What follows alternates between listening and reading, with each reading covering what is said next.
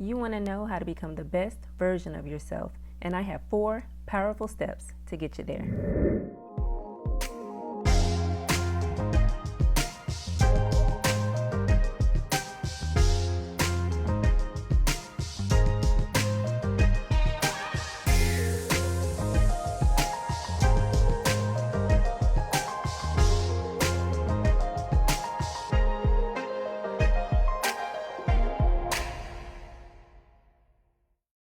Hi, welcome back to Wisdom and Power. I'm Tina, and this is part 2 of how to become the best version of yourself.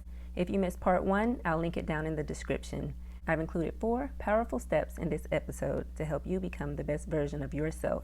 Let's get right into it. Step number 1, do not copy dysfunctional behavior.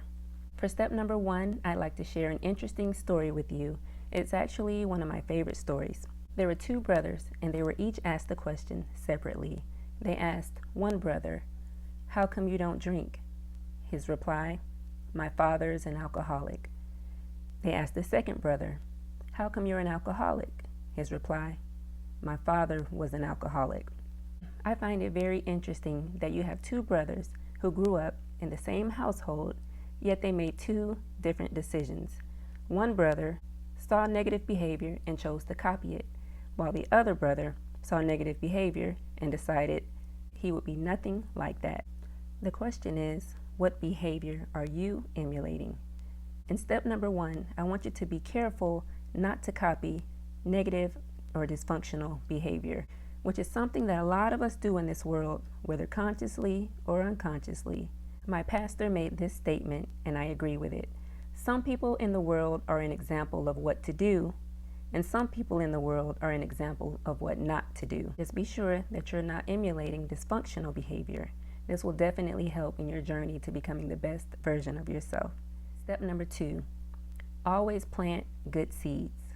What I mean by this is, we've all heard the famous saying, you reap what you sow, or what goes around comes around.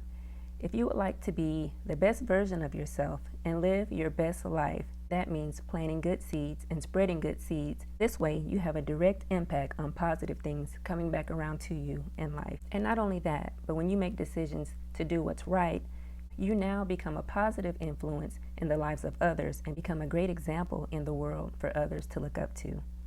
Step number 3, never let your happiness depend on others. One thing that we know for sure is that human beings are deeply flawed. We make mistakes because no one is perfect. So with that in mind, when it comes to human beings, don't ever let your happiness be wrapped up in another individual, because you can't control the decisions they make and you can't control how another may feel. We know that human beings have a propensity to change at times, to change their minds, to change their behaviors. And so if you want your happiness and your productivity to be stable and to have a strong foundation, remember to let your happiness come from within. Have your own set of goals, boundaries, morals, and stick to them. And don't let any other person determine how you feel about yourself. As mentioned in step 1, self-love is extremely important. As long as you can find love and support within yourself, you will have a stable foundation. Anyone that's meant to be in your life will be in your life. And likely, if they left for some reason, that may have just been practice, getting you ready for what God has for you in the future. Just be sure to understand that humans are humans. And if you place your complete happiness on one person, there's a high possibility that at some point they will disappoint you.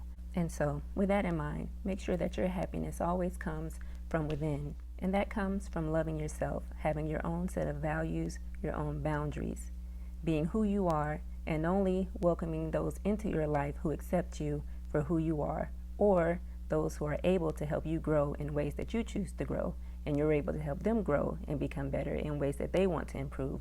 Those are the type of divine relationships that you hold on to. Number 4, always think 10 steps ahead. It doesn't have to be literally 10 steps ahead, but anytime you're making a decision, be sure that you look ahead, down the line, to see where that decision will lead you. We know that if we do anything unkind, that we set ourselves up for these things to come back around to us in the future. So think about that anytime you're making decisions, and always choose to do the right thing. That way you don't have to worry about unfortunate events that may happen in the future at the hand of your own choices and decisions. Now, this comes back to planting good seeds. If we know that if we engage in unfavorable behaviors, acts of unkindness, dishonesty, we know that things like that have a high chance of circling back around in life and causing unfavorable circumstances and repercussions. Having that in mind, it's important to always think 10 steps ahead and make good decisions and do the right thing so that we can set ourselves up for success in life. This also circles back to self-love.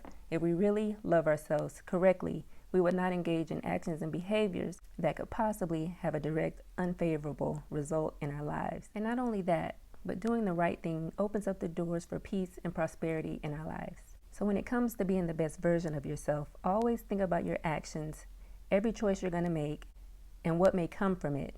Always thinking 10 steps ahead will increase the chances of setting yourself up for success by consciously thinking about every action you take and the consequences and repercussions of those actions. I hope that you found some valuable information in this video. If so, please like and subscribe. If you hit the notification bell, you'll be the first to know when I upload new content. I hope you enjoyed this video. I look forward to seeing you next time.